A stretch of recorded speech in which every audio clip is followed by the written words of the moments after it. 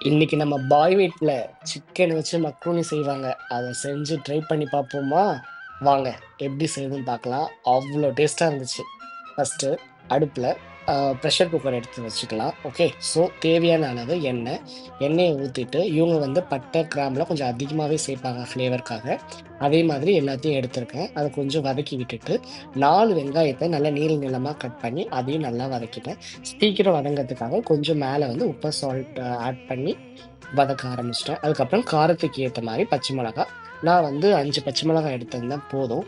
நான் 4 வெங்காயம் எடுத்தனால, இங்கேயும் 4 தக்காளி எடுத்து அதையும் நீளமா கட் பண்ணி, அது கூட உப்பு போட்டு வதக்க ஆரம்பிச்சுட்டேன். ஸோ அது கூடவே வந்து கொத்தமல்லி, புதினா போட்டுட்டோம் அப்படின்னா, அது சீக்கிரம் வந்து ஃபுல்லா வதங்கிடும்.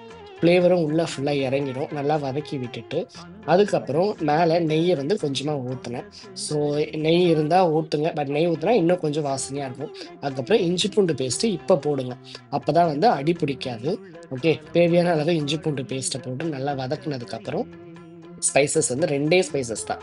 வேற எதுவுமே வேண்டாம். கரம் மசாலா கொஞ்சம், ரெட் சில்லி கொஞ்சம் அவ்வளோதான். Chilli powder. ஓகே. அத போட்டு நல்லா வதக்கிட்டு கொஞ்சம் உப்பு போட்டு பார்த்துக்கோங்க. அதுக்கப்புறம் கழுவி வச்சிருக்க சிக்கன எடுத்து போட்டு நல்லா பெரட்டி, அதுக்கு மேல உப்ப போட்டு நல்லா பெரட்டுங்க. கொஞ்சம் அந்த சிக்கனே அந்த மசாலால ஊறி வதங்கி எண்ணெய் பிரியும்போது மேல லைட்டா வந்து லெமன ஊத்திக்கலாம். லெமன் எதுக்கு ஊத்துறோம் அப்டின்னா, கறி வந்து குழஞ்சு போகாம அப்படியே ஸ்டிஃப்பா இருக்கிறதுக்காக. ஸோ எவ்ளோ குவான்டிட்டி நம்ம பாஸ்தா எடுக்கிறோமோ, அதுக்கு டபுளா பாஸ்மதி ரைஸ் மாரி பிரியாணிக்கு எடுக்கிற மாரி தான். 1 கப்னா 2 கப் தண்ணி அப்படின்ற மாரி எடுத்து ஊத்திட்டு, மேல நெய் ஊத்தி உப்புலாம் காரம் பார்த்துட்டு, மேல புதினா இலையும், கொத்தமல்லி இலையும் போட்டுட்டு, ஒரு 5லேருந்து 6 விசில் விட்டுட்டு, விசில தூக்கி விடாம, அப்படியே அதுவா விசில் போனதுக்கப்புறம் ஓப்பன் பண்ணி பார்த்தீங்கன்னா, அப்படியே கறி குழம்பு கொதிக்கிற மாரி கொதிக்குதா? அப்படிதான் இருக்கும்.